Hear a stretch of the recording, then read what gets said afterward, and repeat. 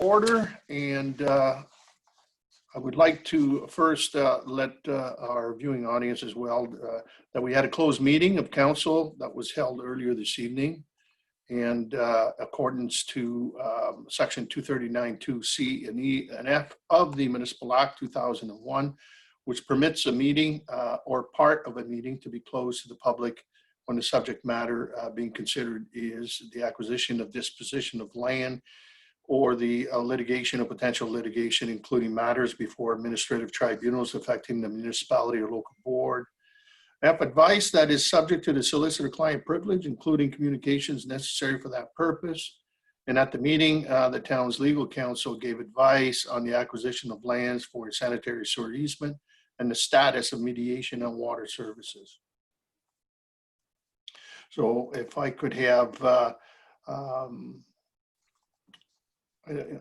direction, obviously given, and direction was also given by council to administrations for our legal counsel regarding the sanitary sewer easement, and that was confirmed.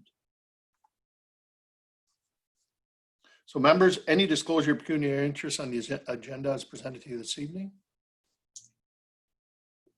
None identified, so we'll have that reflected in the minutes of the next meeting. Sorry, Mr. Mayor, we just need a motion on that confirmation, if we could, please, for the closed session proceedings. Oh, okay. Then direction, yeah, okay. Thought we already did that and the other ones, but okay. I need a motion moved by Councilor Tonio and Councilor Altenhoff supports, and that direction be given to council, to administration, legal counsel regarding the sanitary sewer easement, and that be confirmed. And so on the motion, all in favor? Opposed, if any, that motion carries. No disclosures, we have that. We have the minutes, members of council, regular council meeting of August 11th, and also the public council meeting and of August 11th, as well as the public meeting of Gateway Tower, also on the evening of August the 11th.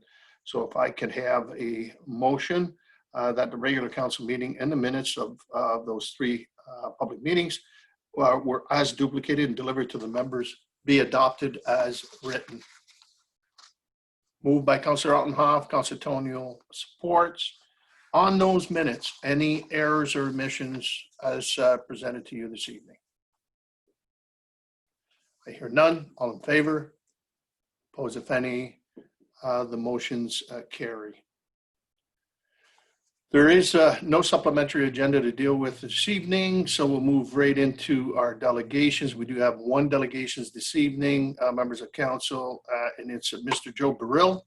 He's the general manager of Essex Power Lines Corporation, and he's going to talk to us about the reliability report that he's going to present to us this evening. Mr. Burrill. Thank you, Your Worship. Members of council, thanks for the opportunity to present this report to you virtually. I also have in the virtual audience John Avdulis, our new president and CEO as of March 1st of this year, replacing Ray Tracy, who retired.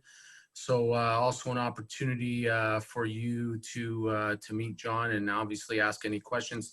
And I'm certainly open to any questions that you may have after I present this report. I broke down the report. It's a fairly short report for information purposes, but I broke it down into several subcategories just to make it easier to read. I'll touch upon the 2020 power outages and give you the historical comparison context with regards to the 2020 outages. I compare that to 2019 and 2018. I'll touch upon our future plans specifically with regards to the town of Tecumseh, some reliability statistics, some of the targets we're expected to achieve in our distribution system. And finally, I'll wrap it up by summarizing how I believe the year has progressed in the town of Tecumseh with regards to power reliability. I'll start off by on the first page here that's displayed. I took the period of January 1st to August 19th, and what I did is I tried to compare the statistics over that same period of time, not only in 2020, but in 2019 and 2018. So it gives you a 3-year window in terms of how we're doing. For that period of time, the reporting style is really dictated by 2 things. Number one, our distribution system plan. Our distribution system plan, or I'll call it the DSP throughout this report, is our regulatory approved plan that we present to our regulator.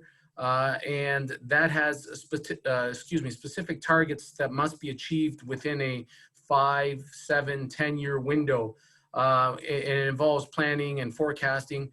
And the DSP is used by the OEB to approve not only our future plans, but also to approve the monies that are associated or required to achieve those future plans. And obviously, those monies come through the customer distribution rates. So that is a pretty rigorous and robust process that we have to go through to justify what we're asking for in terms of dollars with our plan. I've also used the codes codes that the OEB follows or asks us to report on when we report to the regulator. We report to the regulator on an annual basis with regards to how our distribution system is performing, and we have to use specific cause codes to submit our statistics in that regard. So I've used the same cause codes that we use when reporting to the OEB. And you can see in 2020 on the first page, in terms of total number of outages in 2020 for the same period of time when compared to 2019 and 2018, we've had 50 total outages in the town of Tecumseh. 28 of those, or roughly 56% of those, more than 50% of those, are planned outages. When you compare the total outages to 2019 and 2018, it's roughly in comparison to what we experienced totally in 2019, but much less than what we experienced in 2018. And that's primarily due to a decrease in the number of planned outages when compared to 2018. As I mentioned, there's more than 50% of those are planned, and I break down the reasons for the remaining outages. For example, loss of supply is something that we've experienced in the first 8 months of 2020 3 times. And loss of supply, so first of all, less planned outages when compared to 2018 specifically.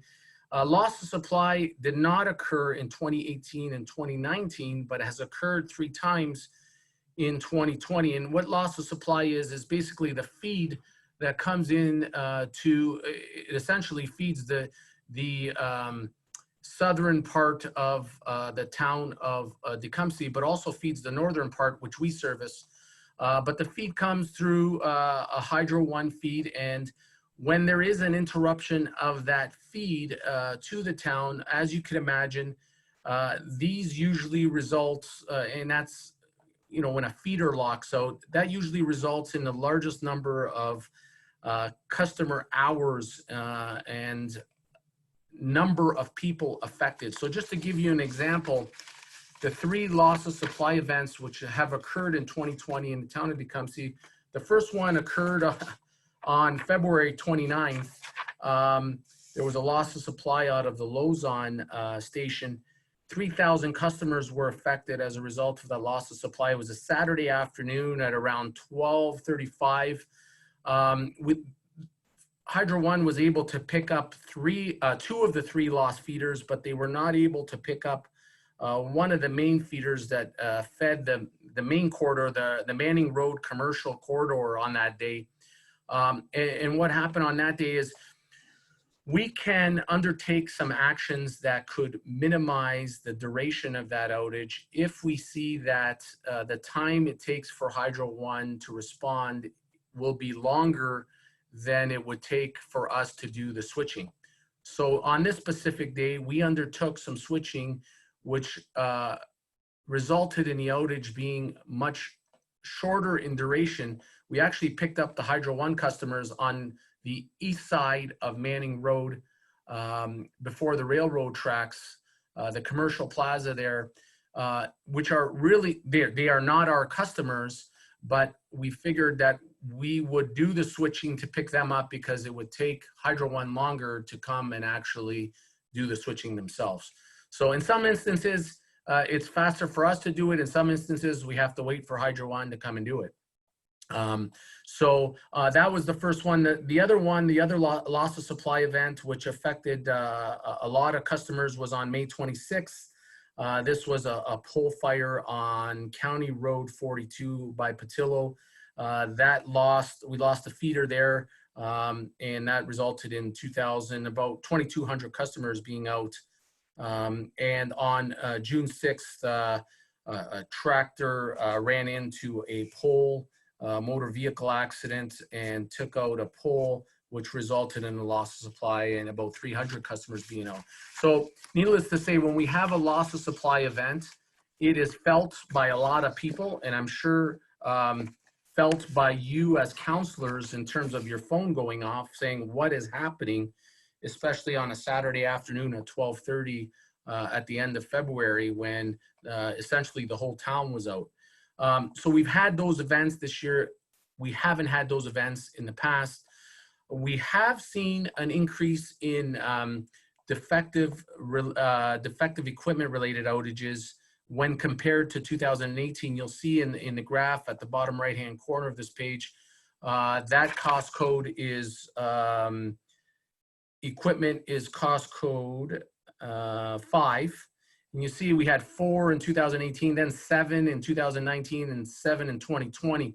And I'll get to that a little bit later, because we were able to pinpoint the reason behind that, and we think we've identified and will be on our way to resolving that at the end of 2020. And that relates to some legacy porcelain switches in the town of Tecumseh that have caused us those issues. But in any event, what about our future plans? Our future plans, you will see some more planned outages in the town of Tecumseh. And the reason why I say that is not only because our distribution system plan is planning on having more outages, but also because we have things like Bell coming through the town, and that's causing us headaches in 2 respects. Number one, it's going to increase the number of planned outages. When they do the underground boring, there is instances where they call for planned outages. We have to shut some people off when that occurs, do some switching, but also it will, and it has already increased the number of reactive outages that we're required to respond to. They're boring with locates, but depending on the skill of the person that's doing the boring, they are hitting some of our assets, our underground cables, which has resulted in us having to respond to reactive outages more so because of this occurring. Separate and apart from that, there are some underground primary cable areas in the town of Tecumseh that we have been replacing since 2018. And we can go to the next page to give you the statistics on that.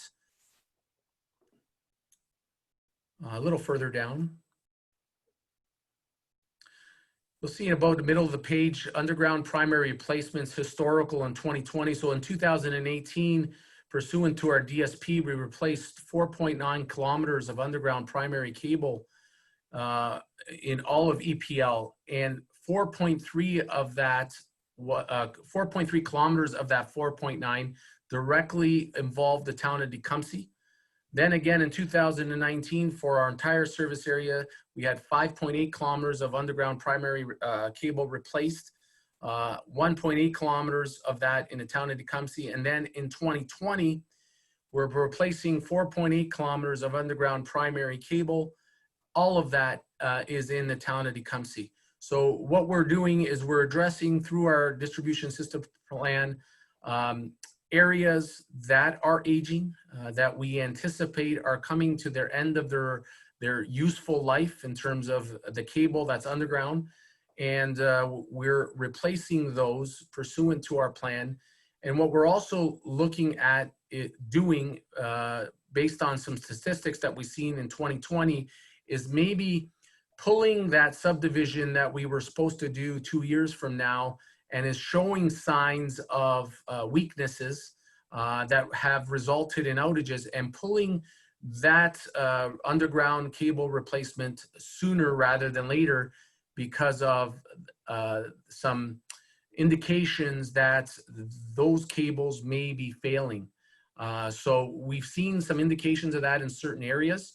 And what we're reviewing now is pulling those forward to do those sooner rather than later, even though our plan says, you know, you're supposed to replace them after 40 years. Maybe we replace them after 38 years because they're showing signs of failing after 36 years.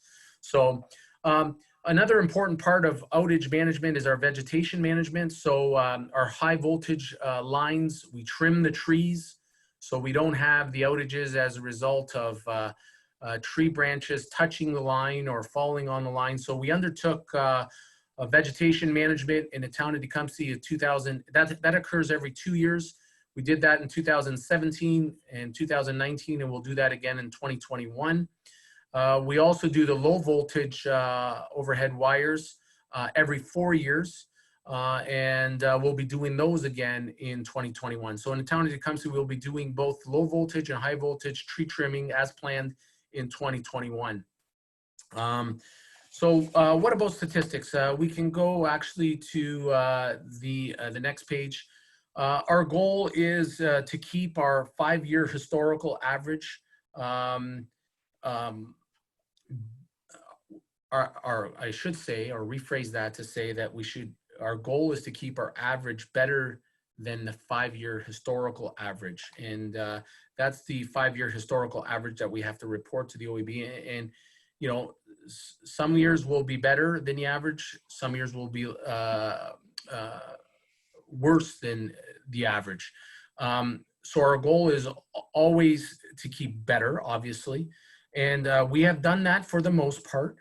I can tell you the one thing that has kind of put us offside is, you know, usually we have, or we plan for, the average is 11,000 customer hours to be out as a result of defective equipment. And that's the last line that you see on the graph there. And we were able to maintain or be under that 11,000 in 2017, 2018, and 2019. We were slightly above that 11,000 hour average. And that's directly related to the legacy porcelain switches. So they're not necessarily defective. That's the technology they used at the time. And I call it legacy because we no longer use porcelain switches, but is something that we have to deal with now and replace those with polymer switches. The problem with porcelain switches is they're susceptible to cracking in the freeze-thaw cycle. You don't always see the cracks. There could be hairline cracks in the porcelain switches that lead to eventual failure.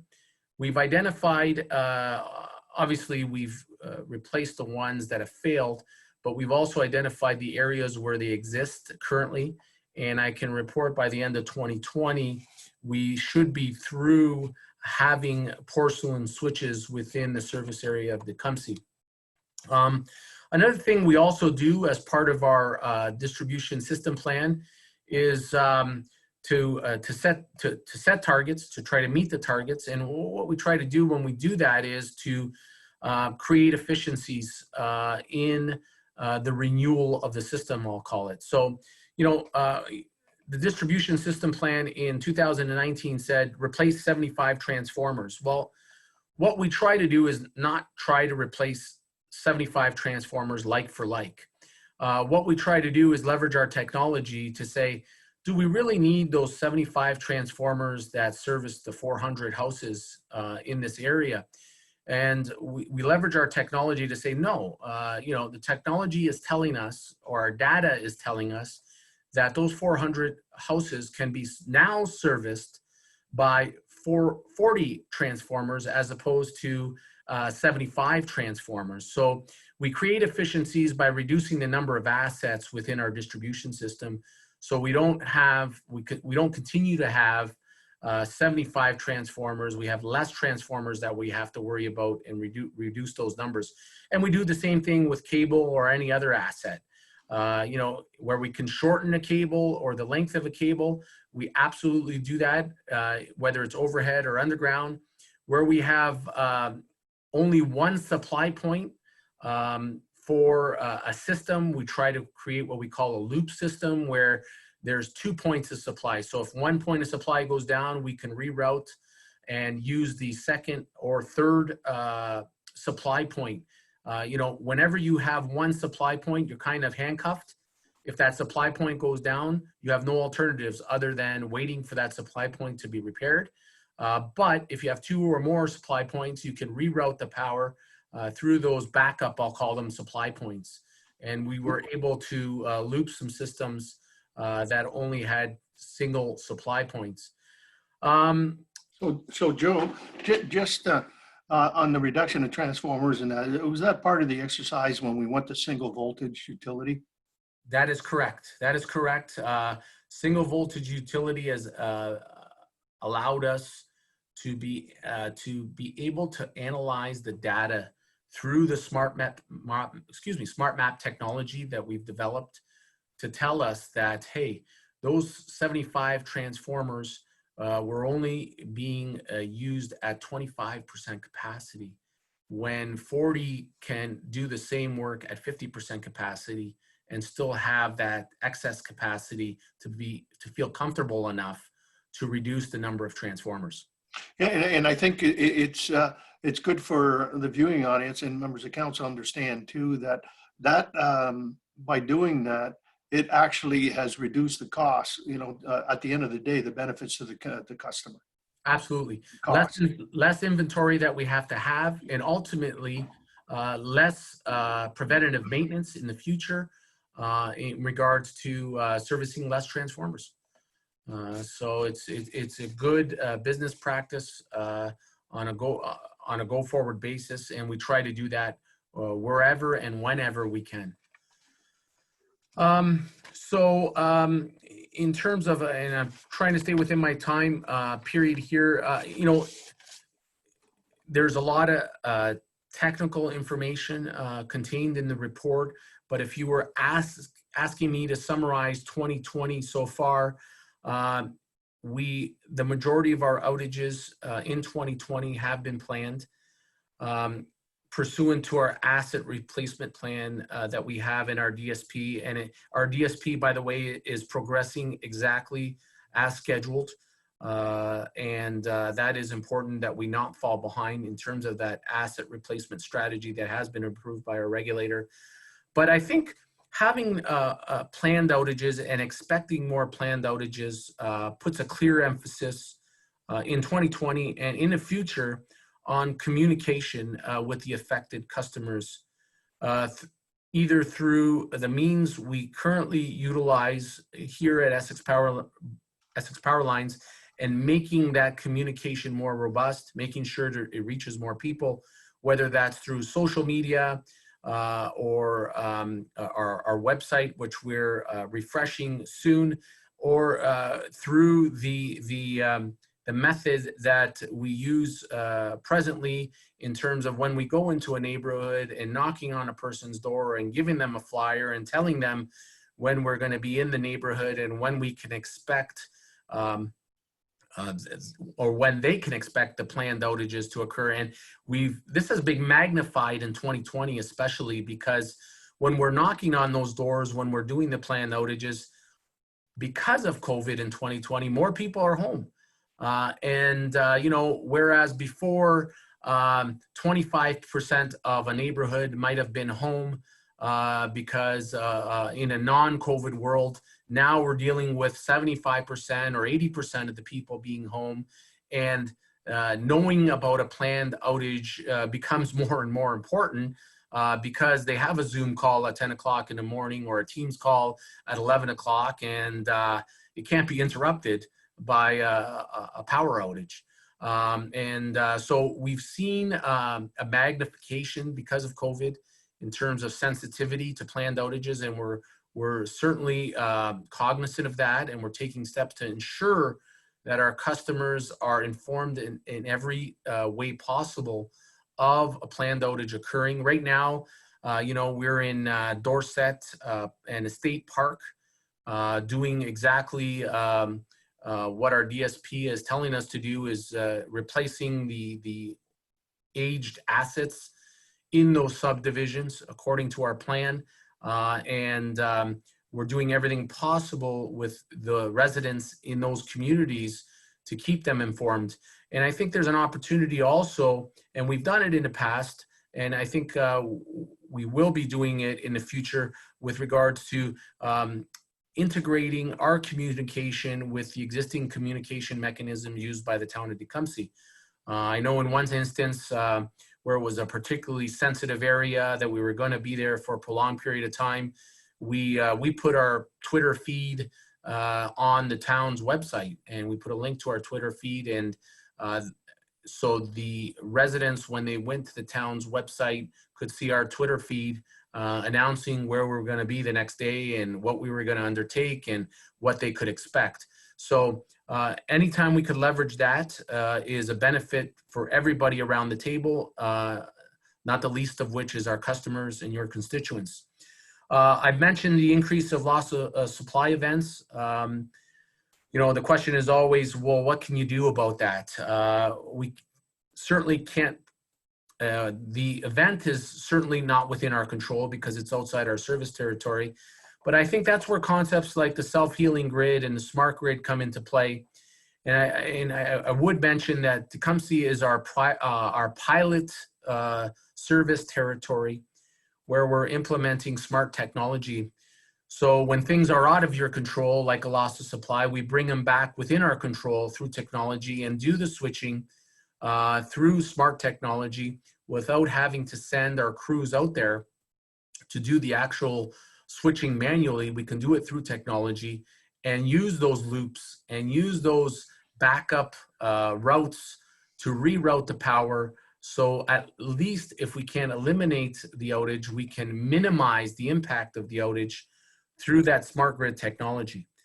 We've had some big storms this year. I know I've gone to bed a few times with lightning through the window and keeping my phone by my bedside, thinking, we're going to have some outages. And whenever we have lightning, it is to be expected.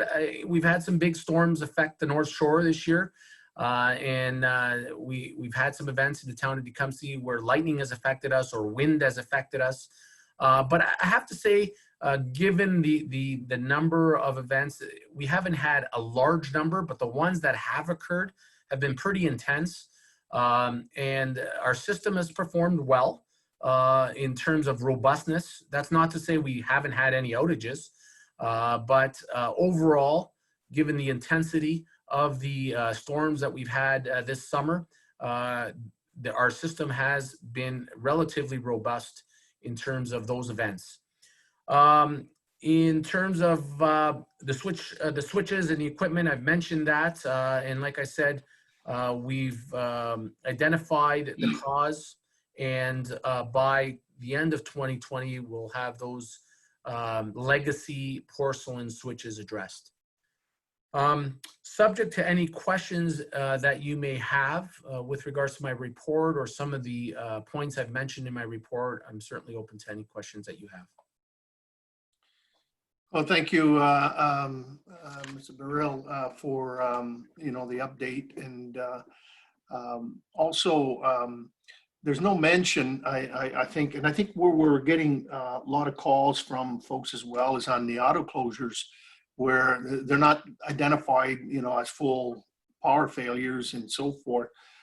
And it seems to be, I would surmise from those areas that are giving us a little bit of, I guess, a lack of words, a headache a little bit, where the infrastructure, especially the underground infrastructure that's in the 35 to 40 year category and so forth.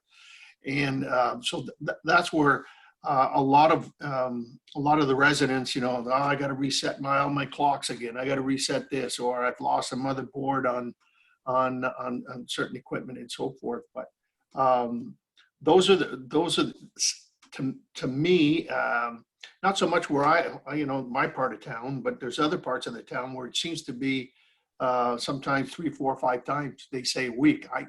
And I'm getting this from them. I'm not you know, experiencing it in that nature. I'm gonna let other members of council certainly weigh in, but those are the nagging little things, you know, those auto closures, you know, those little blinks. Sometimes you can't even see it, but you know it happened because of you got to reset some of your clocks or in your home and so forth. Your Worship, if I may, through you, there's 2 aspects of that. There's when we have planned outages, there are some areas, let's say, of a subdivision that will have a prolonged outages. Obviously, the residents are informed, hey, your power is going to be out 4 hours or 5 hours today, plan accordingly. But in that 4 or 5 hours, there are other residents that I would say are secondarily affected, that are not the primary residents, that will experience in that subdivision where the planned outage is occurring, momentary interruptions because of switching that's required for that prolonged outage. And what we don't have the ability, and it might be 100 customers out for 2 minutes. We do inform the 100 customers that are going to be out 4 hours, but for that 5-minute one or the 2-minute one, where there's momentary switching, and that's in the area that's experiencing a planned asset replacement, it's kind of like a necessary evil, where some people will experience a momentary outage because of what's planned in the subdivision. That's the one example. The other example is the one you mentioned, where data is telling us, hey, things are getting old here. Things are starting to fail. And this year we've experienced it in the Gelso, Kimberly, Little River Boulevard area. That's an instance where the data is telling us it's starting to fail. And Gelso, Kimberly, and Little River might be in our plan to replace in 2 or 3 or 4 years, but that's the classic example of the data telling us, hey, maybe you should reconsider that and pull that a little bit forward. So we're certainly aware of those areas of concern.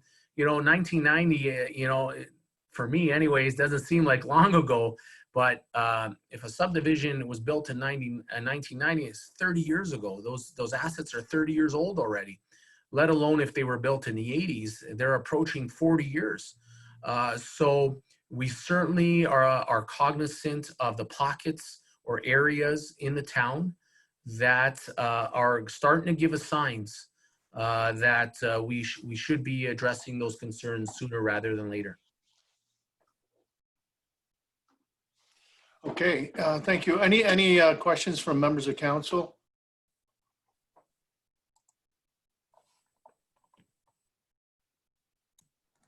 None at this stage. Your Worship? Your Worship, Oh, there you go. Yeah, I couldn't see you because of the split screens and that. I think you were probably there, but go ahead, Councillor Altenhoff. Thank you, Worship. And through you, really 3 things, and I think the first 2 are quite nice comments. First off, I know a number of residents who've had some concerns or questions or inquiries. You know, Mr. Burrell, I just want to extend a thanks, because it seems that you know, you must have your computer attached to you or something, because your response time is incredibly quick and prompt, and I think the residents really appreciate that. So I want to extend you know thanks that there's the response, as well as the response is generally pretty thorough and sees some action quite quickly. So our residents, least those that I interface with in Ward 2 have really provided some positive feedback with how quickly you or your staff will get to their concerns. They appreciate that. On the comments you made on planned outages and the notice to customers, I would also like to articulate appreciation as well. I know that I would say in specific to the work that you were talking about in the Dorset type area, there were some concerns of the demographics of the customers where they're elderly and they have some medical equipment that obviously needs power, and they're concerned on that. And I know that I think your group was able to respond to some comments or questions, inquiries that was brought up. I would encourage you, please, I think a well, notified group of people will be a happy group of people. So if you can keep that notice at the forefront and informing individuals, I think they would really appreciate that. Finally, just one comment on the, I noted, and, I'll be honest with you, I look outside my window lately and I see more squirrels than you can shake a stick at. And I see that animal contact is really the second leading cause of issues. I'm just wondering, and I know, we can't educate them. It's very hard. I got that. I understand that. But are there any technologies that maybe we could exploit or look into, or other means to try to mitigate that? I think certainly that would be a benefit to all. Your thoughts on it would be appreciated. Yes, thank you, Councillor Altenhoff. Through you, Mr. Mayor, with regards, before I address the animal contact issue, I'll thank you back in terms of your thanks. And I thank you back because I thank you and your councillors and your worship for believing in a community-based utility. I know, we always promote being involved in the fabric of the communities that we service. And we do that both through our support of the organizations and events that happen in your town. But we also take pride in being owned, municipally owned, town-owned utility. And in saying that, we have to back it up with our actions. We take pride in our headquarters being located in Oldcastle. We take pride in being owned by you, and we take pride in you being our owners, and ultimately our customers being our owners. And I hope that's one of the benefits that you see in having a locally owned utility and having the contact and the response time whenever you need it. And that's not only now, but it will be so in the future, and I promise you that. So my thanks is to you back for believing in us. With regards to the animal contacts, it's not an issue that's only in the town of Tecumseh. We are experiencing it also in the town of LaSalle, which is a heavily forested town. The response we usually get, and I'm sure you usually get when you say, Essex Power is telling us it's an animal contact, it's a squirrel. You usually get the chuckle, and then you say, no, they actually find the squirrel at the bottom of the pole. It really did happen, or the bird, So I think the first step is, and we've done this in the past, and I think we need to do it in the future, is identifying the areas where this is occurring and plotting on a map the areas that we've had repeated animal contacts or outages as a result of animal contacts. There are mechanisms that we can undertake, and we are exploring it in the town of LaSalle, and I anticipate we will be exploring it in the town of Tecumseh. Once we identify the areas that are called repeat offenders, we do have plastic coverings, I guess, for lack of a better term, that protect the potential contact points where an animal can make contact. And we install those. They're relatively cheap. It's mostly the labor that's involved in going up and installing them to to cover the equipment with the plastic. The equipment operates as normal, but they're protective plastic devices that we can install and that we'll certainly look at, given, again, the data that's telling us this is happening in the town of Tecumseh. The difficult point is those squirrels are smart. And, you know, when you cover one spot, they go to the other spot where they can get to. And they never take the same route twice sometimes. So, but that doesn't say that we shouldn't be taking mitigation efforts, reasonable mitigation efforts, to attempt to reduce the number of animal contact outages that we're having.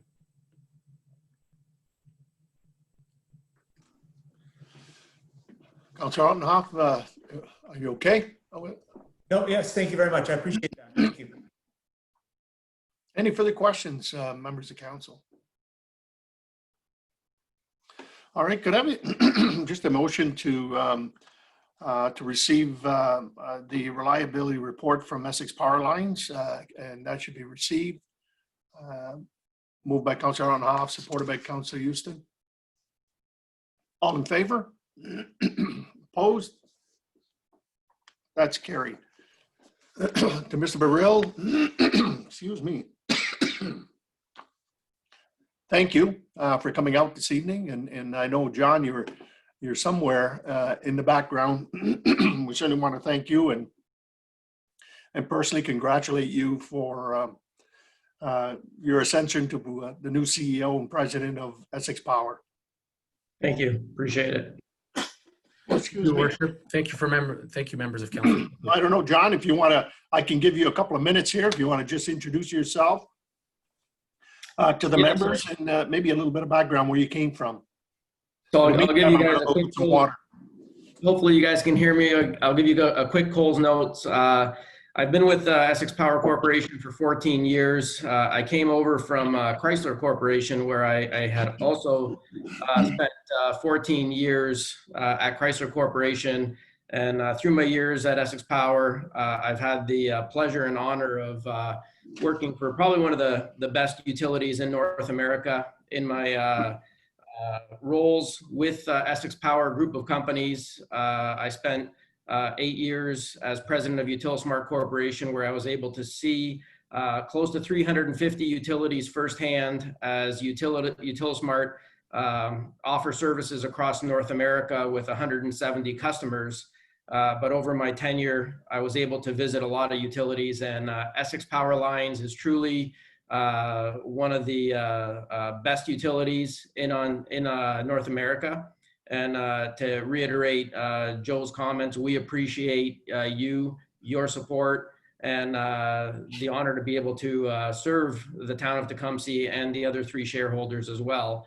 But I'm local. I've been in the area my entire life, and truly have a passion for serving the area and ensuring that we bring value every day. And the nice part is I worked with Joe at Chrysler for 6 years, and I've been with Joe at Essex Power Corp for 10 years now. So it's not too often you get to work with folks that you enjoy coming to work with every day. We truly have a good team, and appreciate your worship giving me some time just to introduce myself. Unfortunately, COVID hit at the same time, so I have been able to personally visit, and I'm looking forward to the opportunity to be face-to-face at some point. Well, thank you very much, John. And I can attest and the enthusiasm that John brings to Essex Power. I know when he interviewed for the job and that we almost had to put a seat belt on the seat itself because it was bouncing off the chair in terms of what he wanted to bring to certainly to the corporation. But Utilismart and Wadsworth are 2 companies that have on the unregulated side that has a tremendous future to the corporation, and a lot of that is to John's insight in working with a lot of our people from Utilismart, developing the smart technology that is now being embraced by utilities across North America and other parts of the world as well. So So John, thank you. And we wish you all the best on behalf of us here, and keep those dividend checks coming on to the town. We'll put them to good use.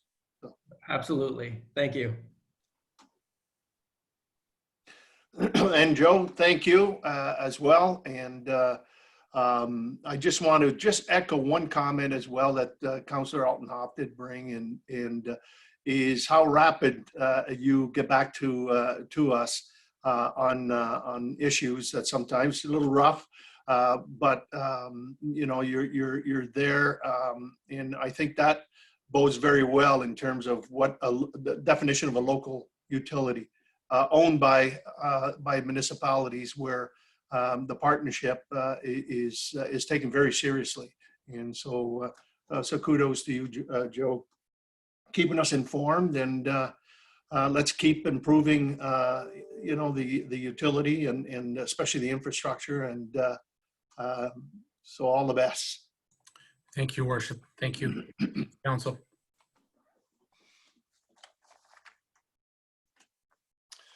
All right, members of council, we have communication piece. We do have 14 pieces of communications. If I could have a motion to receive those, that would be good. Councilor Tonio, Councilor Houston. All in favor? Opposed, if any, that is carried. Somehow, Sean, I'm going to ask Sean if we could bring, obviously there I see Joe, and but I've got Bill now, but members of council at least onto the screen. So as I'm calling for motions, I can see everyone.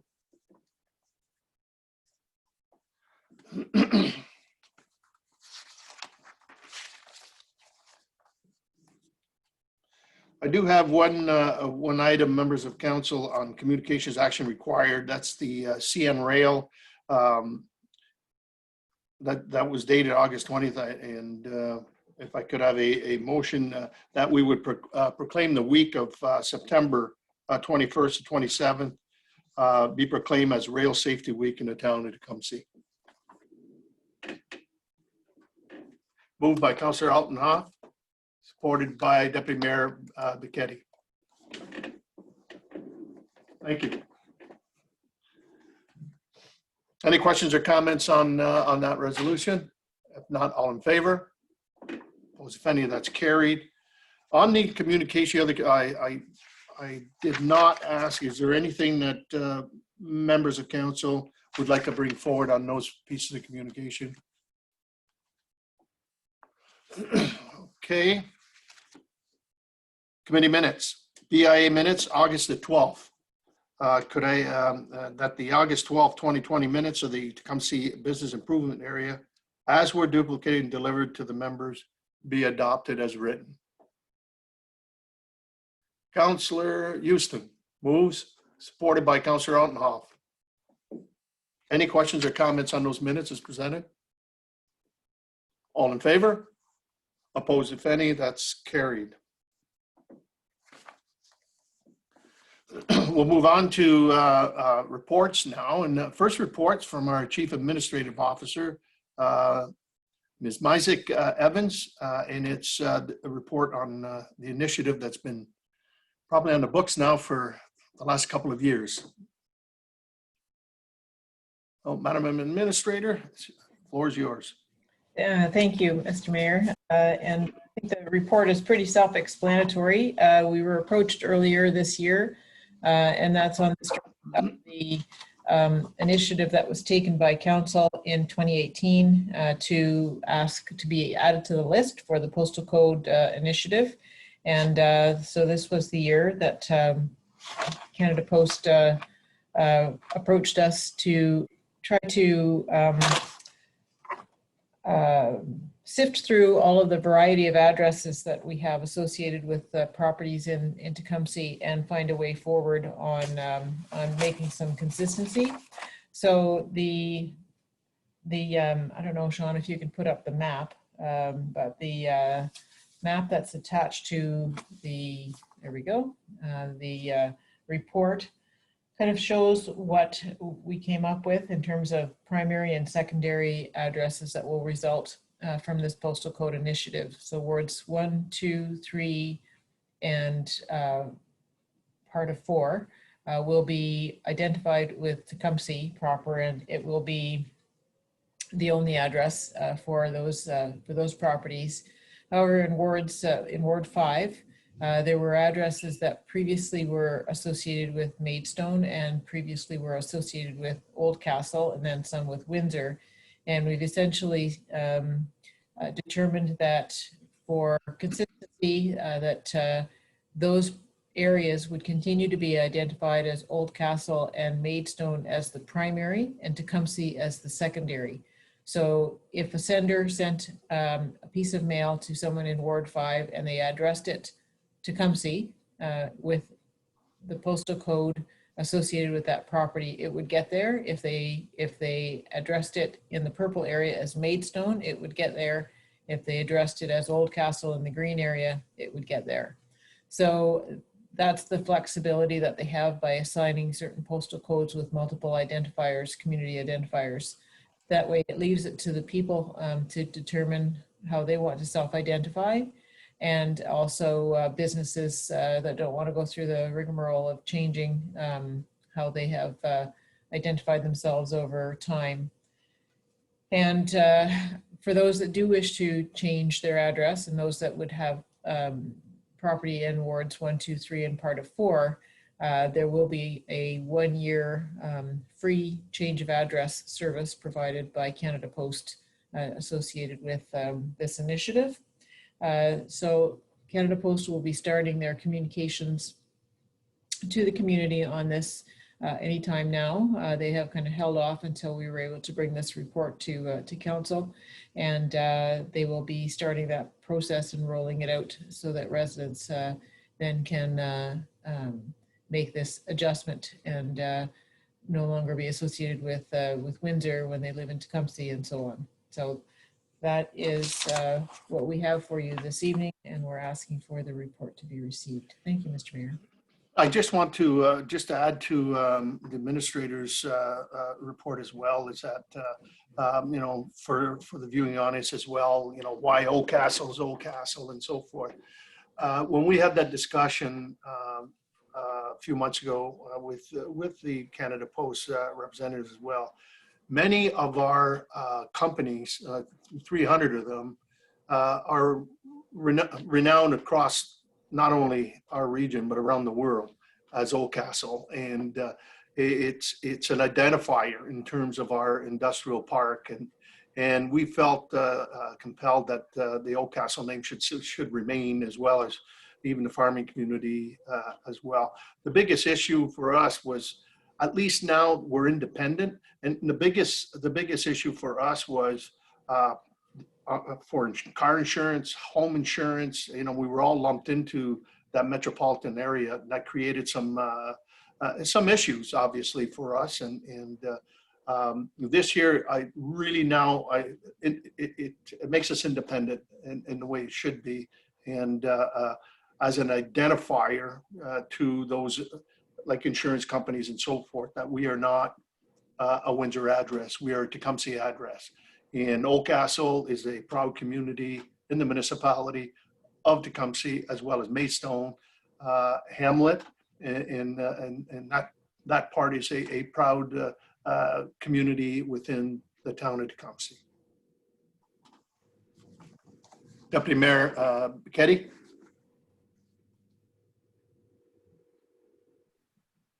Thank you, Mayor. Thank you, Marg. The report that's come before us is a long time coming, and just a couple of questions there. With it's basically a win-win. That issue that Mayor McNamara was describing was an important one for the community, even those hamlets, to retain their identity, but also the fact that, you know, there is a primary and a secondary identifier, which I didn't think was possible.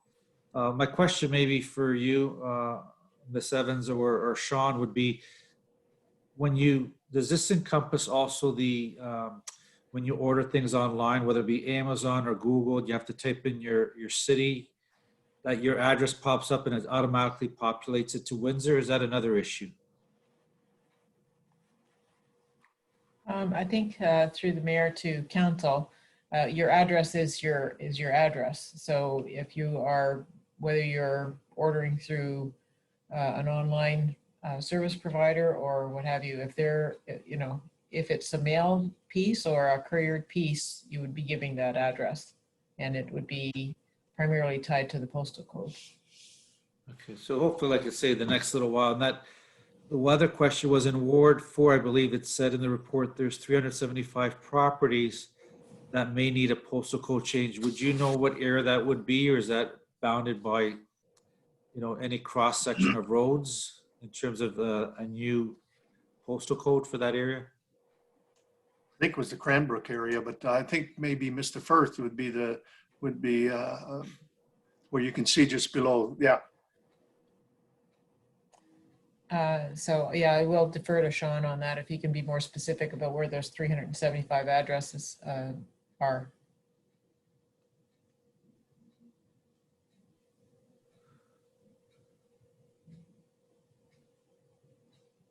Yeah, so I think what you're referring to is there was the westernmost section of Oldcastle.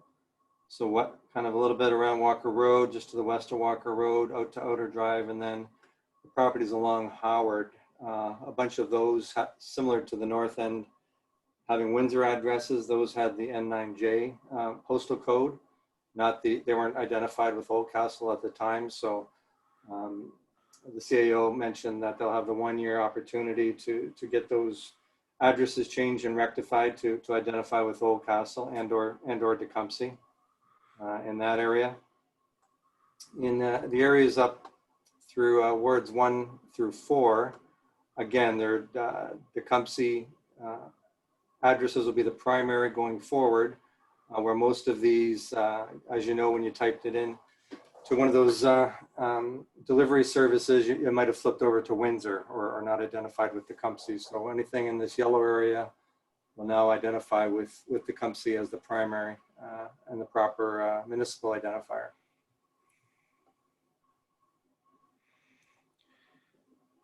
Okay, so Sean, then it's basically Cranbrook. You're thinking that, you know, south of 42 is where maybe there might be a need for a postal code change?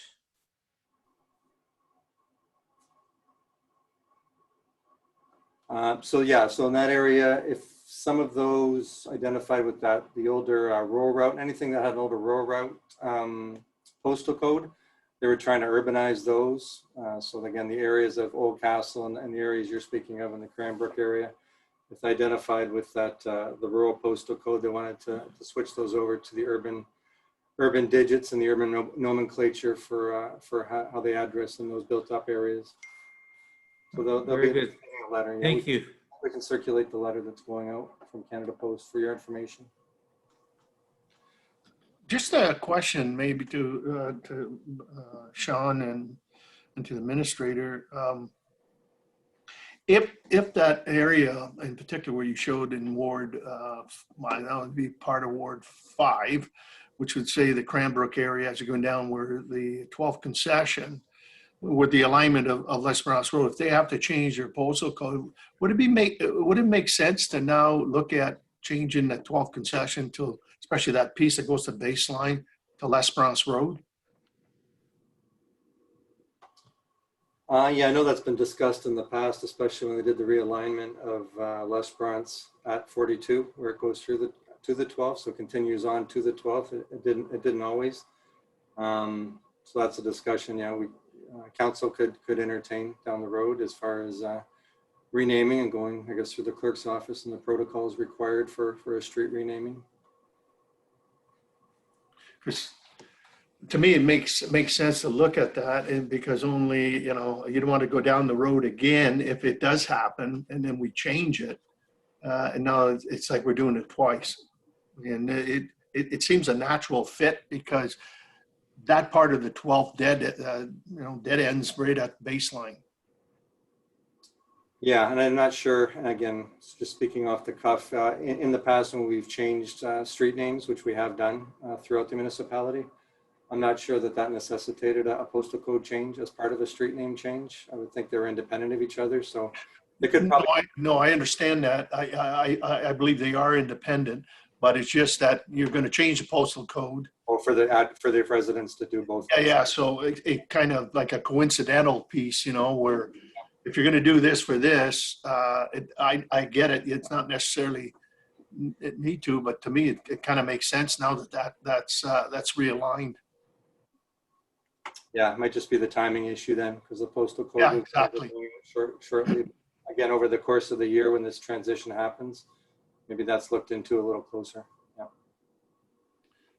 So maybe even an impromptu conversation or a letter to the folks on the 12th concession there, if they'd be okay by, you're going to get this new postal code, but identified as Tecumseh versus Windsor.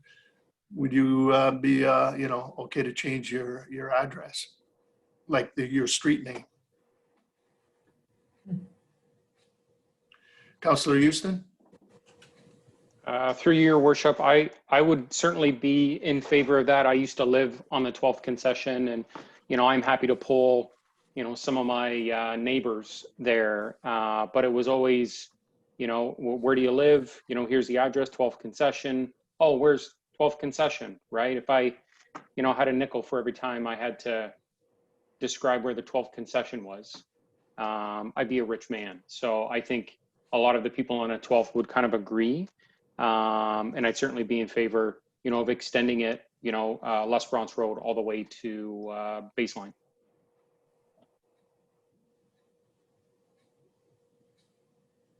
Okay.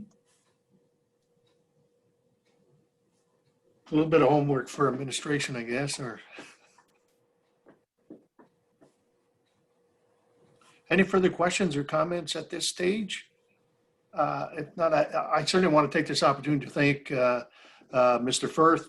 Certainly has done a lot of the legwork here and in preparation, for the report today, but all the conversations with Canada Post and delivering this. So we certainly, on behalf of all of us, want to thank you for I think finally, I think there's going to be a lot of people that have been asking for this. And so now we're finally ready to deliver. And I think it was through the advice of Mr. Firth, where the identifiers and to look at separating obviously the Maidstone and certainly the Old Castle, which again within our own communities, and that would make it a lot easier and so forth, because the real pusher initiatives really came from the north end, where it's about 20%, 20,000 of the population, is from. And but in the same token, I think it's going to be a great benefit for all of us who are going to be now identified under our boundaries, which I think is going to be well received.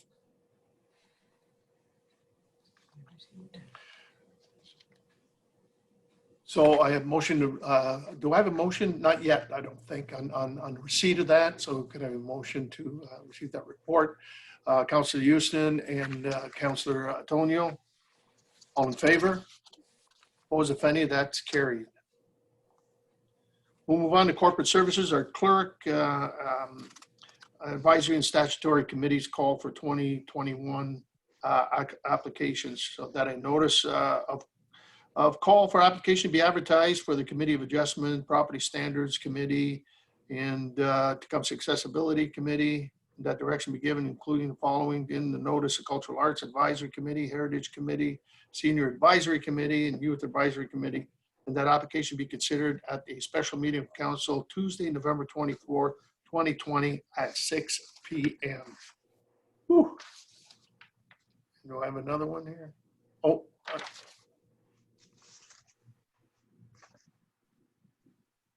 No, that's still another part to it, I guess, on the other side. And 2026, or Madam Clerk, do you want that as a separate one? Yes. Thank you, Your Worship. We're looking to currently fill the vacancies on the Committee of Adjustment and Property Standards. We're looking to expand the number of members on the Accessibility Advisory Committee for compliance with the Act. And then we're also seeking direction here from Council. While we do believe we have sufficient numbers of persons on the Cultural Heritage, Senior Advisory, and Youth Advisory Committees, we are looking for some direction from Council on whether they wish to call for additional nominations. I would note that in the report that the Culture, Heritage, and Youth, we currently have 9 members on each of those committees, and there are 7 members on the Senior and 10 members on the Youth. So we're seeking direction on those 4 committees. Okay. Council's pleasure. Go ahead. That'd be Councilor Altenhoff and Councilor Houston. All in favor? Oh, go ahead. Sorry, yep, if you don't mind, just through you to administration, on the direction point that was asked for the, I'm sorry, for some of there was some direction that was required for the Culture and Arts Advisory Committee, Heritage, Senior Advisory, and the Youth Advisory Committee. I just had a query, again, through your worship, to administration. What's the minimum number of individuals we've had on that membership? I know you've indicated that we've had more, and there's a number of resignations.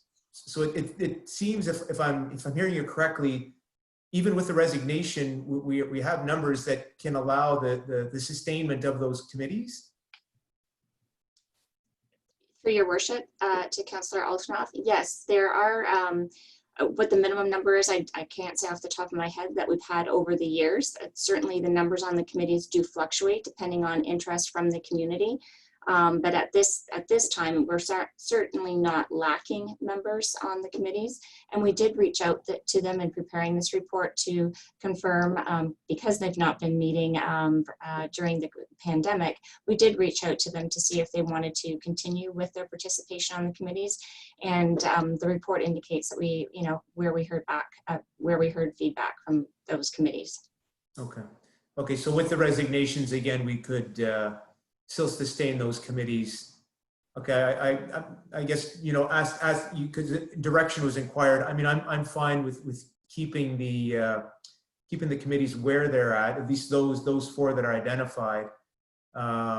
With the resignations, because they'll still be, they'll still sustain.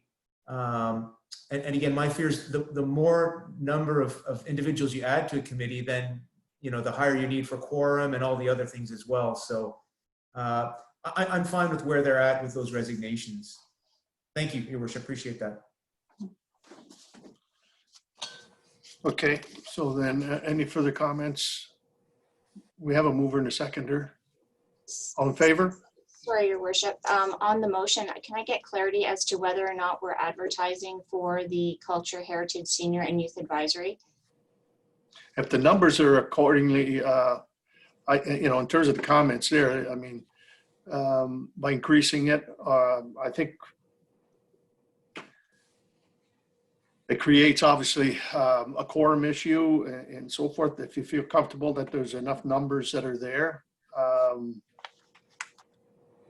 Your Worship, I am okay with supporting Bill's, direction and comments there that we leave those cultural and arts, heritage, senior, and youth as they are, as they kind of have a full complement at this time. And, we just advertise for the COA, property standards, and accessibility. Okay. Councilor Tonio. Thank you.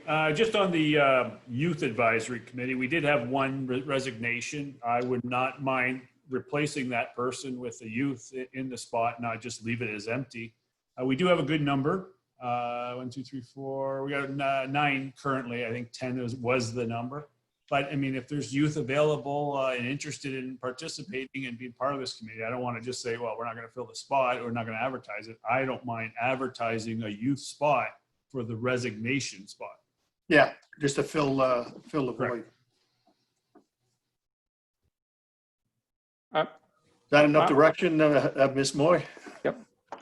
Okay, so just to clarify for the purposes of the motion, so we're calling for applications to be advertised for the Committee of Adjustment, Property Standards, Accessibility Advisory, and the Youth Advisory. Yeah, and you could identify, I think it's, you're looking for one youth representative. I think that's where Councilor Tonio's coming from. And just because of resignation, just fill that one spot. That's correct. Thank you. Okay. So it's okay with the mover, and I do have a mover. Yeah. Okay. All in favor? Opposed? That's carried.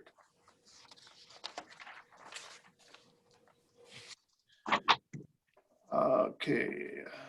Next report, Essex Power Corp Board of Directors call for 2020 applications.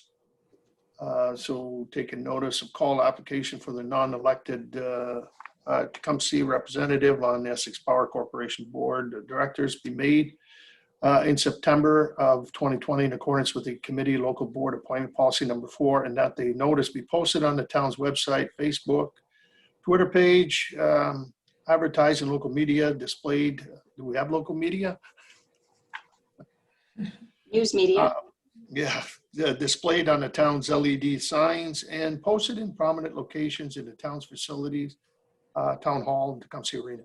And further, that consideration be given to the applications received before the October 31st deadline to fill a vacancy at the special meeting of council to be held on Tuesday, November 24, 2020 at 6 p.m.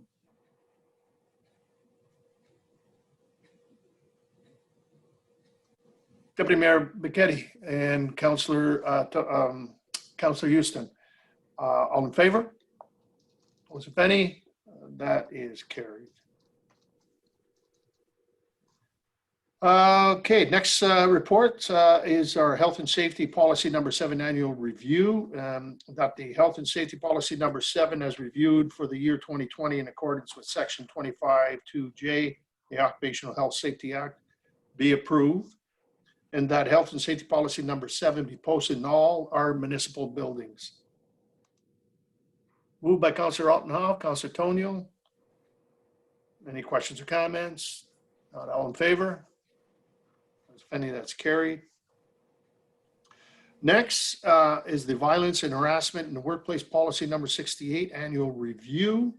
That the violence and harassment in workplace policy number 68 appended to report number 2020-29 be approved, and that the approved violence and harassment in the workplace policy number 68 be posted in all of our municipal buildings. Deputy Mayor Becchetti and Councilor Tonio. Questions or comments? Go ahead, Councilor Altenhoff. Thank you, Worship. I just wanted to extend my appreciation to the clerk and her team. I just had some minor comments on the grammatical presentation of a few things, but those were addressed, and I just wanted to extend my appreciation for looking at that promptly. Thank you. All right, thank you, Councilor Altenhoff. Next, reports prepared by Financial Services. It's the tax receivables for June 2020.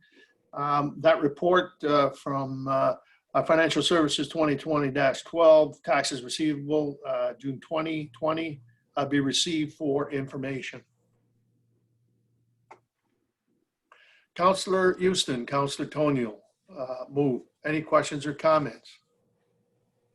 Is there anything, Mr. Kitsos, you want to highlight in the report? Thank you, Mayor. If I may, I would suggest that we do expect arrears to increase over prior year. So we have been trending downward since our peak in around 2012, where we reached close to 10%. Right now we're around 4.5%. So due to the pandemic, we do anticipate arrears to climb this year, and we would expect probably around the 6% mark. At 6%, that's not alarming. So that is within a normal range. So under the circumstances, I would say our residents have, our property owners have fared well. So we're in good condition right now. Just for comparison's sake, Mr. Kitsos, in that from the global recession of '08, when I think the height of it for us would have been about 2009 and 10. What does this compare in terms of arrears? Just, top of your head in terms of the percentage. You say we're seem to be reaching about 6% moving forward under the pandemic. How does that compare with 2009-10? Well, we actually peaked. We started to climb in 2008, 2009, and it actually peaked around 2012 at around just shy of 10%. And at the time, arrears were close to $4.5 million. So right now we're right around $2 to $3 million in arrears, and we expect that we would probably end up around 6% by year's end. Okay, and I wonder as well as if some are taking advantage of the fact that there's no penalties in terms of on tax arrears. You don't have to answer. Okay, any further questions or comments to Mr. Kitzels? Go ahead, Councillor Houston. Thank you, Your Worship. And maybe just for the audience as well, we all know that, MPAC has delayed assessments. So, moving into next year, and Tom, you can correct me, but homes that were, taxed and assessed value that was $250,000 this year, assessments will be exactly the same for the 2021 year. Is that correct? Through the mayor and to Councillor Houston, yes, that is correct. So in effect, MPAC has postponed their update, their CVA update. So that is anticipated to occur in 2022. So 2021 assessments will be maintained at 2020 valuations. Yep. Okay, thank you. Okay, any further questions or comments? Members of council, if not, all in favor?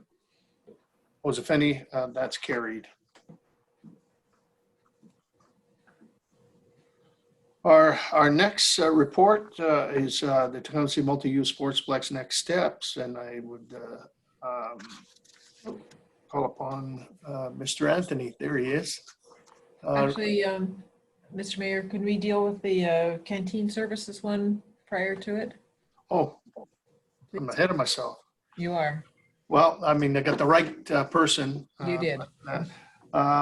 Yes, it's Tecumseh Arena Canteen Services that the Tecumseh Arena Canteen Service remain closed for the remainder of 2020 and the whole of 2021 due to the pandemic. Mm-hmm. Moved by Councillor Altenhoff, Councillor Toniel supports. Anything, Mr. Anthony, you want to highlight? And certainly if there's any questions or comments from members of council. Certainly through you, Mayor McNamara, members of council, and to the viewing audience, certainly a difficult decision, but under these times and with everything evolving under a new normal, the canteen service does create a couple of issues. One, it becomes a gathering point within the building, and it also chokes off with our hallways and et cetera. So keeping within provincial numbers and staying within the guidelines, it's recommended that we move forward and close the service for this year and the entire of next year. Certainly we can look at having some food service offered through the vending machines in the building, which will help suffice. The goal is currently that we move people in and we move people out of the facility as quickly as possible. So anything that would delay their departure or entrance, certainly we have to look at. And that was the first service we looked at. We feel with the shape of the canteen the last couple of years, it's a good move to eliminate it for this time and then move forward with providing the ice services that we certainly want the youth and the adults to enjoy. Okay, go ahead, Councillor Houston. Thank you, Your Worship. One general quick question to Paul. Just looking at the motion and reading it, for the whole of 2021, you know, does that preclude us should a vaccine become available? Should, you know, we clear, you know, the pandemic and things are opened up? Does this, you know, completely preclude if we do have a lot of interest or things that, you know, in September, October of 2021, you know, if there's a need, right? Does the way the motion read, you know, completely eliminate that? Or if there is a need for us to open or review it, is there that opportunity? So again, to the mayor, to Councillor Houston, certainly there are options that could be looked at should situations turn around and it may warrant that, you know, that the canteen service is open. We could look at various options at that time, how we could restart the service, anywhere from ourselves to possibly looking at an outside firm or something. But yes, under the current circumstances, I would suggest that we continue as is, but if something does change and there becomes more of a normal past operation, then certainly there's always the option to relook at what options we can put on the table for council's consideration. Okay. And I guess just to follow up, that should we reword any part of that recommendation for that, or, you know, just that we're passing now for the whole of 2021, we're still able to, you know, complete that? I think certainly similar to what we did this year going into this. I mean, when we turned the corner in January, we thought we had a normal year operational and we had to on the fly adjust very quickly. So we would do the same thing. I think it's prudent right now to say that we're not going to offer those services, and should something turn around, you know, we'll know in advance. We'll be able to prepare and get the appropriate report back to council for their consideration. But I think it's more prudent now to leave it the way it is and then address it if something does come available during any time of the next year. Yep. Okay, thank you. Okay, on the motion, no further questions. All in favor? Opposed? Carried. Next, the Tecumseh Arena multi-use sportsplex next steps be received, and that the council authorize administration engagement services and sportsplex project architect CS&P undertake the analysis of costing of all three options as provided in this report, and report back with applicable outcomes when they are known. And further, that council authorize the use of the infrastructure reserve to fund the architectural services to undertake the analysis estimated in the amount of $65,000. And further, moreover, that council suspend the Tecumseh multi-use sportsplex fundraising program until determination is made on the future of the project. Council's pleasure. This is a big one. Deputy Mayor Becchetti, Council Houston, and Council Tonkin. Thank you, Your Worship.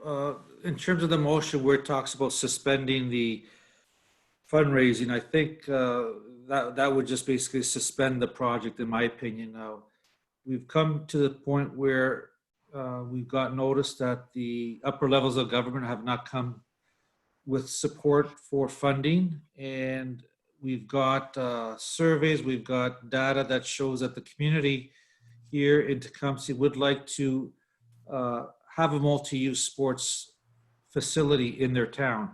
And so, you know, in terms of the motion, if we could make an amendment, but I'd like to see us move forward with a possible phasing in of this project so that it's not a $58 million, you know, one construction and we have to fund it all ourselves. What is it that we can afford? What is it that, you know, what other funding sources did I look to Paul and maybe Mr. Kitsko to see where we can access some funding and maybe continue with the fundraising so that momentum still goes. We've got a committee set up. We have to add a few more individuals, but it's all important that we continue and move it forward. If we put a suspension on that, I know the project is basically gonna end up there. So my recommendation is to continue moving in phases of what we can afford. It's like building a house. We can't finish the driveway, we can't put that in-ground pool, and we can't finish the landscaping, but we can build the structure of the house for phase one. And then maybe phase two, whatever the architect suggests, we can do it in certain costs. We can make decisions as we go along, but I'd like to have those options come back. I'd like to see the artificial turf outdoor. It doesn't have to be enclosed. I know the one of the high schools put one in. It was just over $1 million. And I know St. Clair College and other places have put in artificial turfs, which would buy us from April to November use of a field, and kind of complement if we end up doing like a smaller scale version of, with say, you know, a basketball court, some kind of track, cardiac wellness center. They're already partners. You know, so I'd like to see maybe the architect come back with a couple of costs to see if we can do it in-house. And if there's funding available next year, that's great. But you know what, to wait for funding for next year, 2 years from now, we've done that game. And you know, it's frustrating to say we're only going to build it if we get upper levels of government. I know the town of LaSalle built the Volmer, and they did not receive any dollar amounts from the upper levels of government. They were able to do it. And once it was done, their residents, their community really appreciate it. And I think our residents deserve the same. We need to give them something. It's their facility. So that would be my kind of comments on it, but I'd like to hear what the rest of council would like to say as well. Councilor Tonio, Councilor Houston. Thank you, Mr. Mayor. I like the idea of where we research again with the architects and spend a few more dollars, unfortunately, but to get the 3 different options of what we can do forward: costing, building, gymnasium field or indoor field or outdoor field, all those various options. I think we should review again a little bit right now, not extend it too long.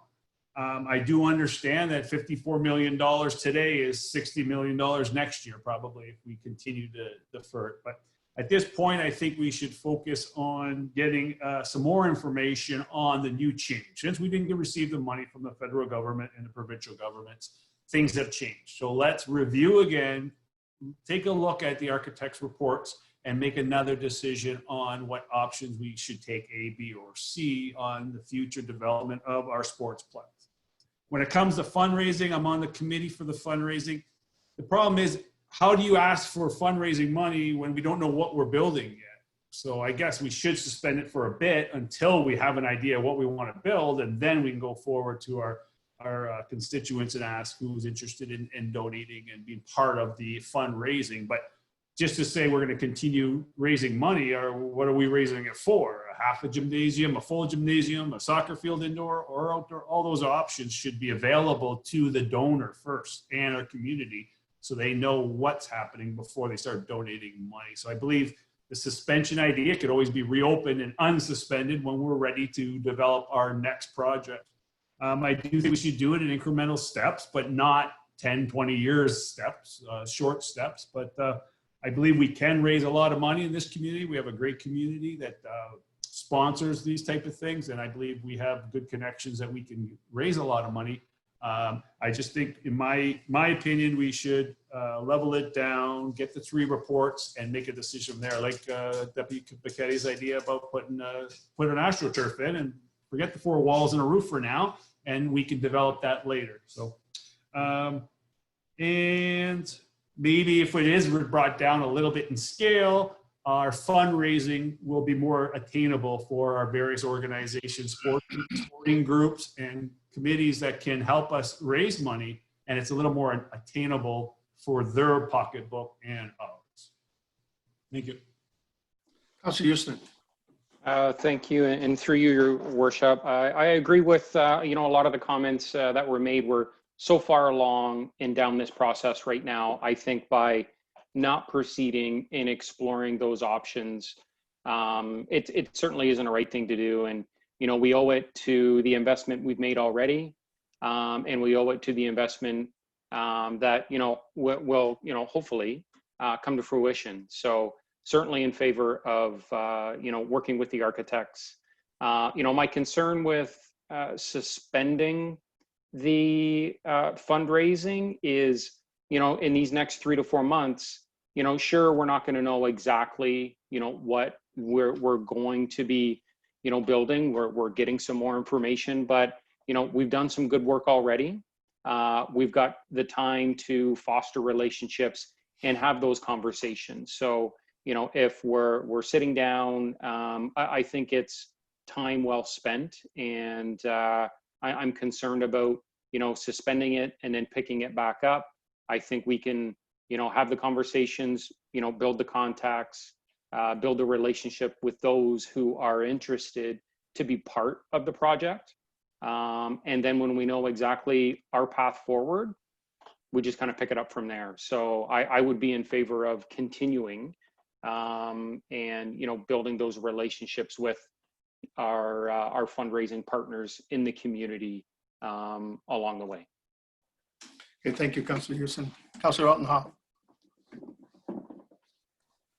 Thank you, Worship. And through you, it does seem that the first three, you know, paragraphs of the recommendation, we do have, you know, we do have all agreement on. At least, you know, we haven't heard from the mayor yet, but I think certainly we have to explore which options, you know, because there are options that are presented in this report. So I think, you know, I think we have consensus that we all agree that we have to make a bit of investment and look closer at the costing and analysis to investigate these three options. Now that being said, looking at that last paragraph with regards to suspension of fundraising, I guess I would disagree to say that we don't know what we're doing. We do. We have three options that we're looking at. And those three options, they certainly can be presented. It is unknown what specific option we may be looking at. But my fears with fundraising, certainly if you kill it completely, you may lose out on some opportunities. So I would suggest, rather than running it at full throttle, 100%, I would be open to perhaps, you know, not necessarily suspending it, so killing it at 0%, but perhaps running it at a lower level where efforts are still being made to perhaps reach out to those groups with the understanding that, you know, we've tried, and I think we're going to still try to you know, to make efforts to get fundings from other sources. But, you know, to let them know that certainly if they can come to the table and can support, you know, as best they can, then we can, you know, then we can look at all these options.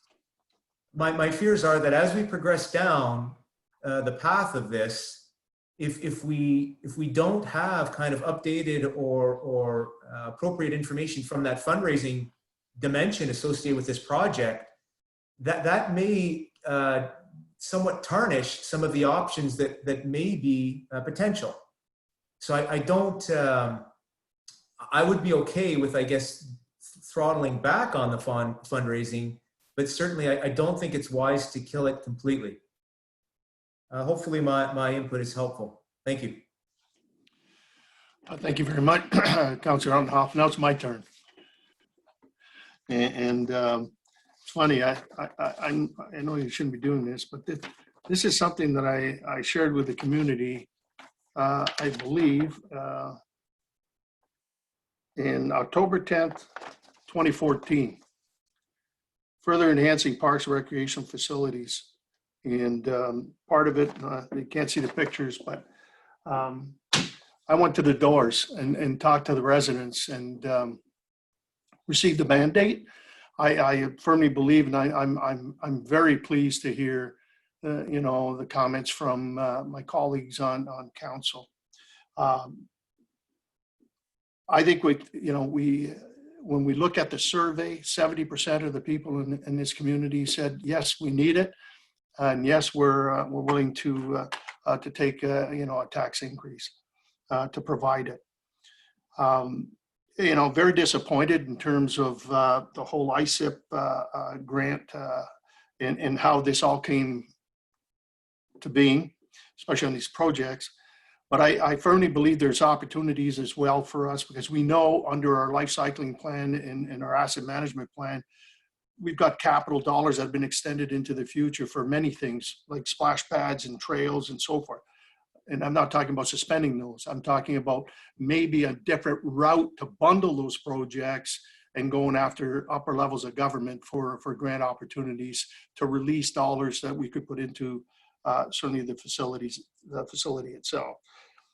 We had a commitment. We made a commitment how many dollars we were going to spend and how many dollars at the time that we were going to raise and so forth. You know, to go out and get the 3 plans, that's one thing. We know one without any type of assistance from the federal and provincial government would be monumental, you know, to say the least. But having said that, there's components of it, like the rehab center, which is 100% paid by Hotel du Grace Foundation, and then obviously the gym and so forth. So whatever we do, it has to complement obviously that facility. And for me, going through the exercise of building our arena and taking some history, the biggest mistake we made is downsize the project in 1994. 18 months later, we had to build another pad. So instead of paying 1.8 million, it cost us about close to 4 million. And so, and we outgrew it within 18 months. And that was prior to amalgamation. And Councillor Bichetti, you were there. You know, I think you got elected in '94, and so you know the issue at hand. I firmly believe that you need to build a project not only for today or the next 5 years, but for the next 30 to 40 years, as our community is going to grow. These type of facilities, and if you look at LaSalle and the other communities, they've really benefited from growth in their own communities because young families will go into areas where their biggest priority obviously is schools. And the second one is municipal services, and recreation is a huge one. And if you were to take any type of surveys that we have, quality of life is huge for young families. And so they're going to pick and choose their community where they want to live with the amenities that are given to them. And so we're really the last municipality in the region to really build a MRF, or a nice recreational complex and so forth. To go out and I think I think to Councillor Houston's point where he said, you know, we set sail a long time ago, and we've, you know, it's pretty hard to turn the ship back and go back, and because of the amount of money that we've alluded to, and you know, 500 to 600,000 to develop, you know, the programs and everything else, and the architectural designs and so forth, is money that, in my opinion, is well spent. But we have to keep in consideration it's money that has been spent taxpayers' dollars.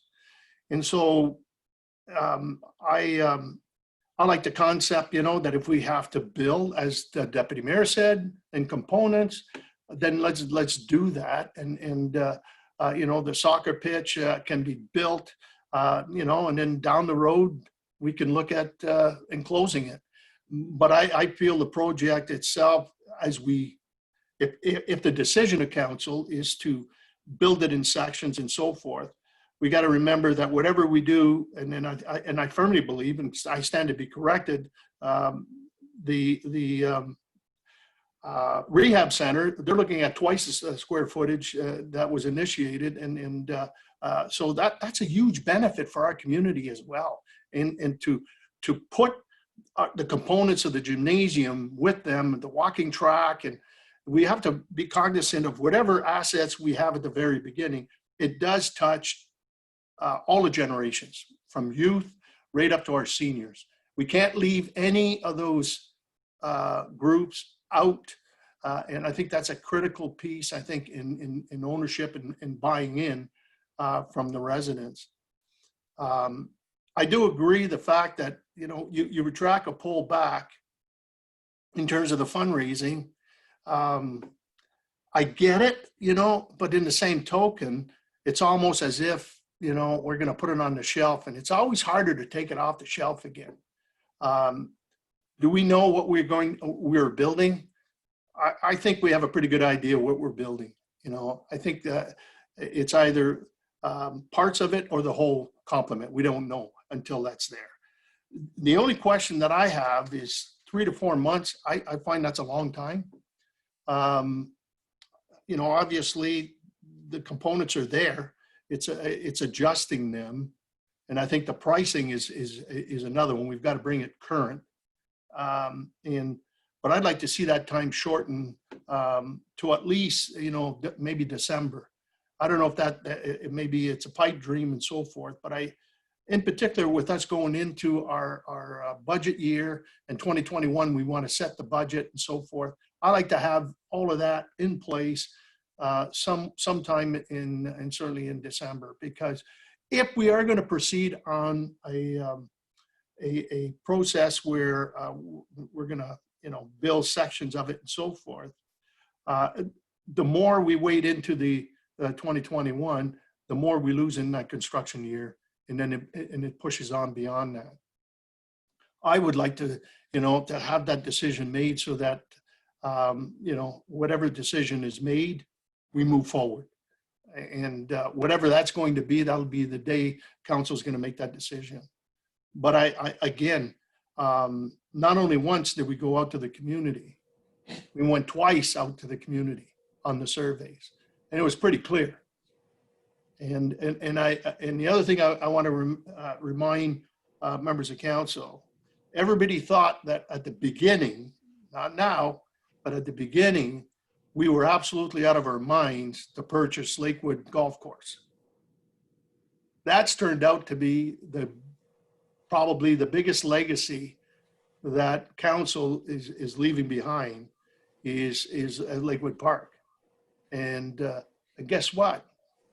Not only we survive, it's a beautiful asset into the community that many other communities in our region are envious of. And guess what? We're still the second lowest or so combined taxes of anywhere in the county.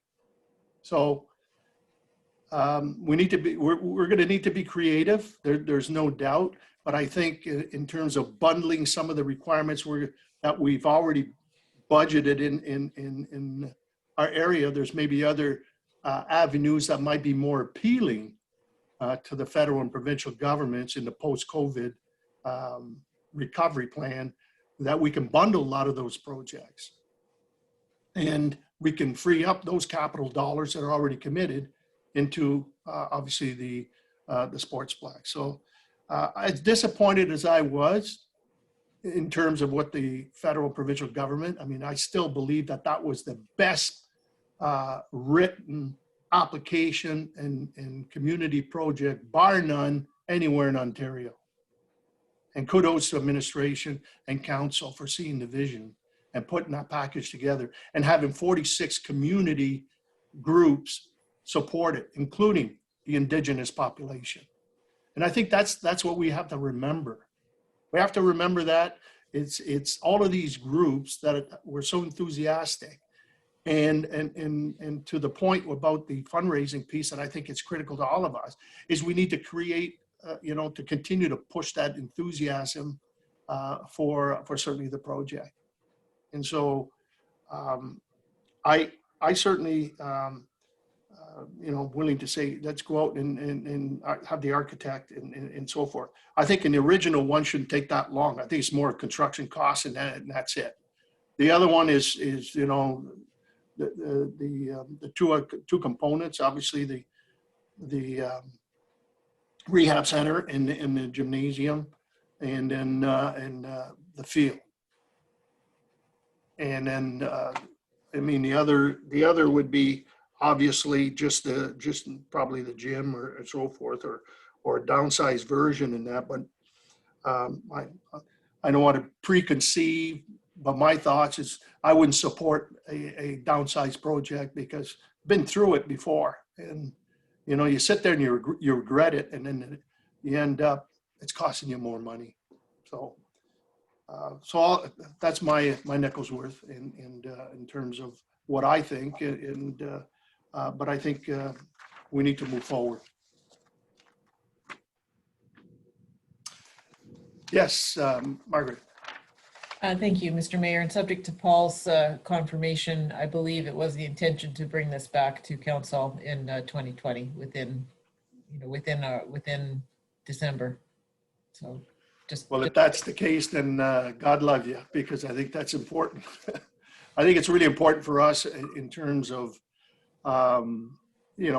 especially with the budget, coming up and so forth. You want to have that, ahead of us and not behind it. So, okay, I'm okay with that then.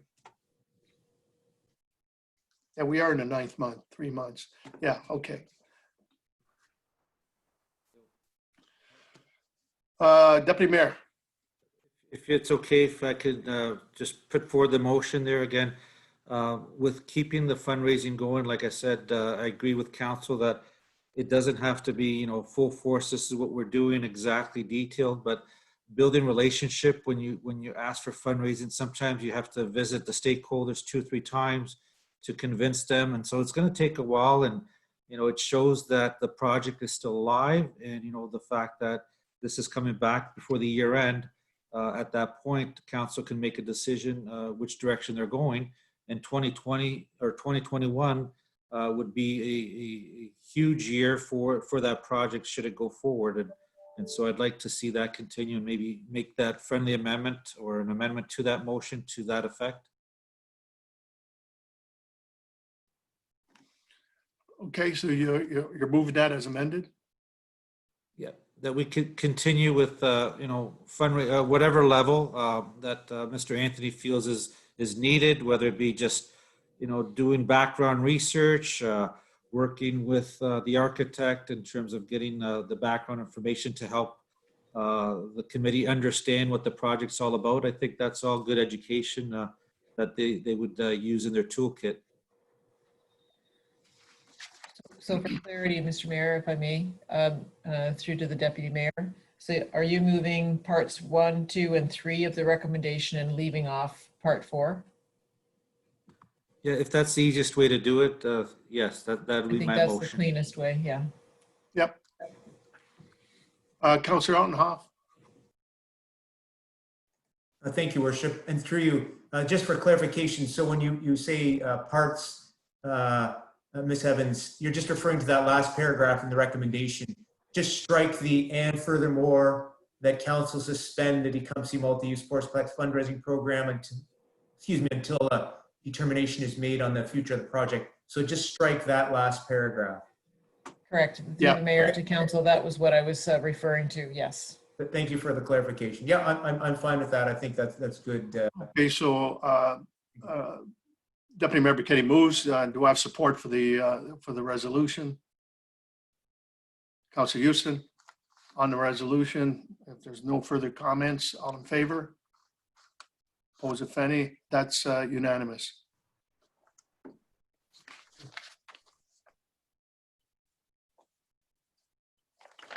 Okay. Next, planning and building services, the PBS 2020-29 site plan control approval for 5455 Ruscon Industrial Drive. That the overall site plan of 1.0 as prepared by Rosati Construction. Attached here to the attachment 2A, which depicts the construction of the currently proposed 334 square meter or 3,600 square foot industrial addition to an existing industrial facility, an additional 468 square meters, 5,040 square foot addition to occur at a future phase date along with the respective associated on-site works on a 0.48 hectares, half-acre property located at the west side of Ruscon Industrial Drive, also known as 5455 Ruscon Industrial Drive, be approved. And that's subject to the owner depositing with the town security in the form of cash or letter of credit in the amount of $10,000 to ensure that all of the services and other obligations of the owner are completed to the satisfaction of the town, which cash or letter of credit security deposit shall be returned to the owner on completion and final inspection of all obligations of the owner as shown on the aforementioned plans. In addition, in the event the noted security is returned to the owner upon completion of the currently proposed addition, the owner shall be required to deposit a further $10,000 deposit for the construction of the noted future phase. And item 2, stormwater retention calculations and associated drawings being approved by the town, of all which is in accordance with Section 41 of the Planning Act, RSO 1990.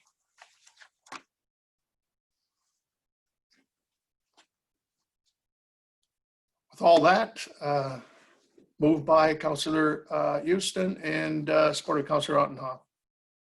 Any questions or comments? Is there anything, Mr. Hillman, you want to add to it? Through you, Mr. Mayor, I think just that, at the current time, there is a building on the property. And you can see on the image on the screen, it's outlined in red. And it has approximately 5,000 square feet. At the end of the day, when the 2 additions are put on, this will be approximately a 21,000 square foot building. So it is, it is a fairly significant development in the context of this operation. And it's one of the last few remaining lots that's on Roscon Industrial Drive. So I know the applicant is anxious to proceed, and if council's willingness, this approval will facilitate things moving forward. Okay, thank you. So it's been duly moved and supported. All in favor? Opposed, if any? That is carried.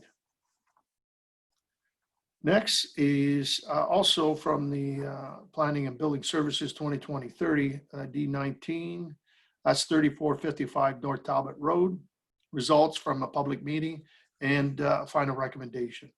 That a bylaw having the effect of amending the Sandwich South zoning bylaw 85-15 for a 2.4 acre, 1 hectare property situated on the south side of North Talbot Road, approximately 40 meters, 130 feet east of its intersection with Hannon Drive at 3455 North Talbot Road, from Industrial Zone M1 to Business Park Zone BP, Business Park 5, in order to establish a general business offices, professional offices, a union hall, restaurants, craft industries, specialty workshops, and retail sales are as permitted uses, along with establishing site-specific yard lot requirements be adopted. And that a bylaw be placed also for the said property. Deputy Mayor McKetty moves, supported Councilor Houston. Any questions or comments? Have heard none. All in favor? Opposed, if any? That's carried. Okay, next is from also the Building and Planning and Building Services 2020, item 31. It's a CIP grant for 12357 Tecumseh Road, Bosley Hair Salon. That a grant application there for improvement, obviously, to the facade, and be eligible and approved for the planning, design, architectural grant program in the amount of $3,000 in relation to the preparation of drawings for the building facade improvements proposed for the subject property, all of which is in accordance with section 11.35 of the CIP.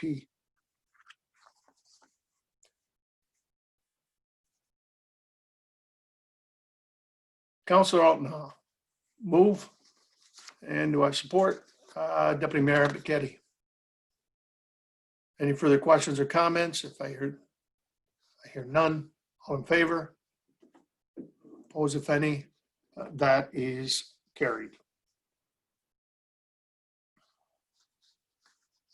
All right, we have bylaws. Madam Clerk. Thank you, Your Worship. The first bylaw we have this evening is Bylaw 57, which authorizes the amendment just previously reported on to the Sandwich South zoning bylaw. And Bylaw 58 designates those same lands as part of an area covered by the official plans for lands in the former township of Sandwich South.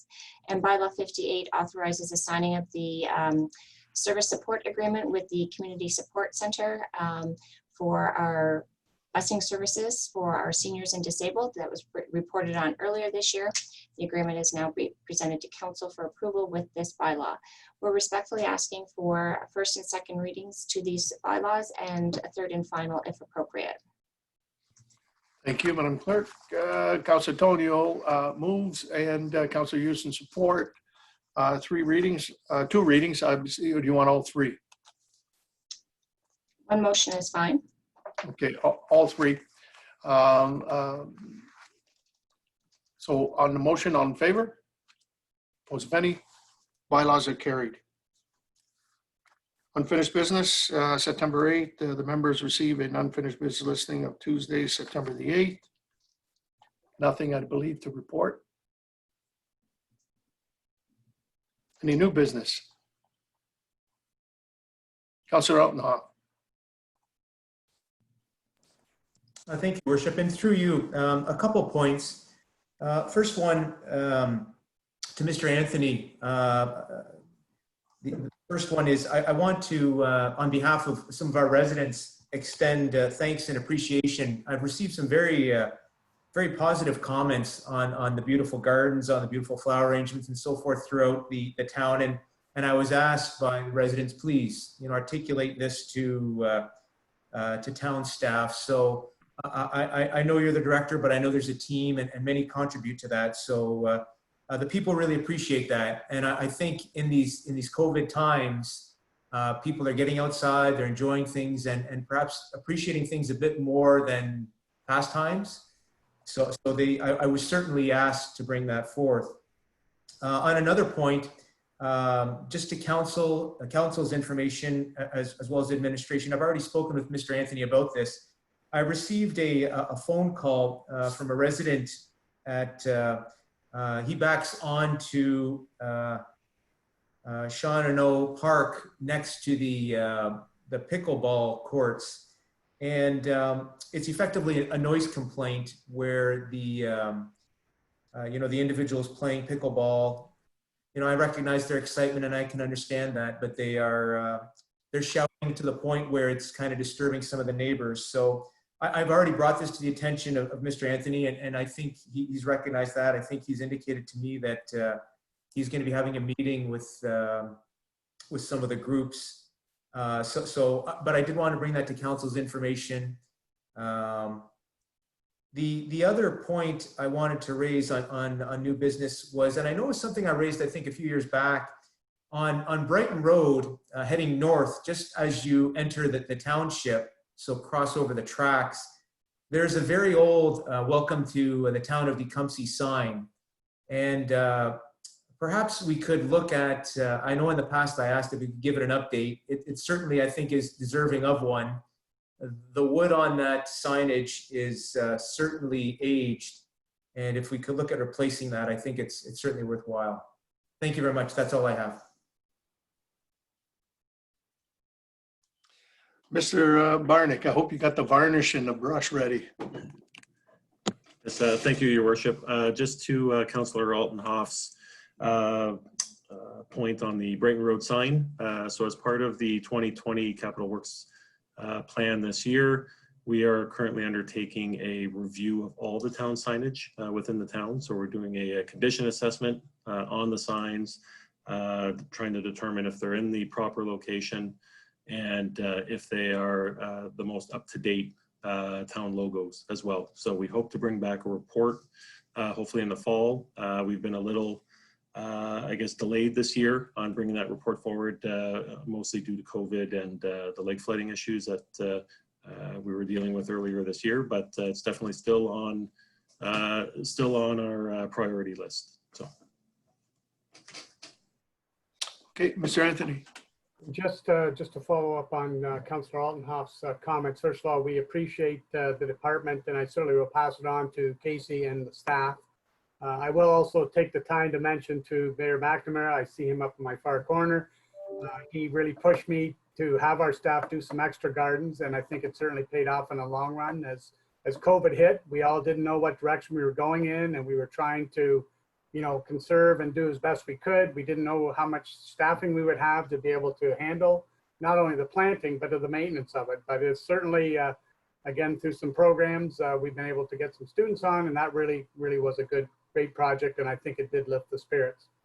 Just to touch on the pickleball, as we did speak earlier today, and for rest of council, because I think some of the other members of council have received calls in the past from residents regarding Shawano Park.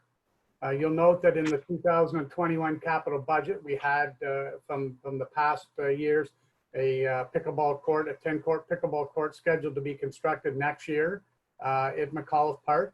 That would certainly become the primary location for pickleball, for tournaments, for league play, the large gatherings, etc., which would take that load off Shawano Park. There's certainly washrooms at Lacoste Park.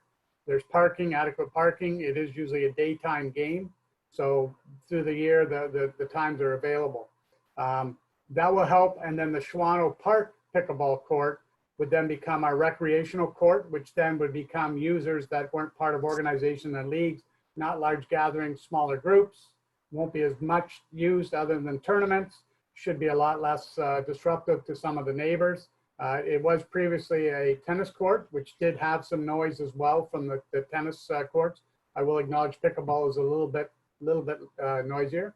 However, we are looking at that. So, we're also going to speak to the groups. I do have a meeting with them tomorrow afternoon regarding looking at the construction of that project, as well as bringing forth some of the concerns of residents, not only the noise of the game, but the enthusiasm, and try to contain some of the excitement that they have when they're beating their partners and such in the games. And we'll try to help get through this year. And then I'm looking at that real shift next year, and that should help immensely for those residents.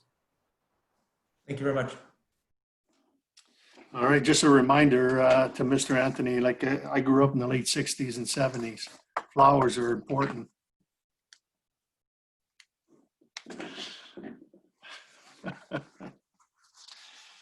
Any further new business, members of council? If not, confirmatory bylaw on the proceedings of our meeting this evening is in order. Councillor Altenhoff and Councillor Houston. All in favor? Opposed, if any? That's carried. Any notices of motion this evening? I hear none. Our next meeting will be Tuesday, September 22nd. We'll have a 5 p.m. start. That's our Policies and Priorities Committee meeting, followed by our regular council meeting at 7 p.m. If there's no further questions, comments, adjournment's in order. Councillor Tonio and Councillor Altenhoff. All in favor? Opposed, if any? That is carried. Thank you very much, members of council, administration, and for those who were streaming from the comfort of your home. I bid you all a good evening, and until next time, we'll see you next week on the 22nd. Good evening.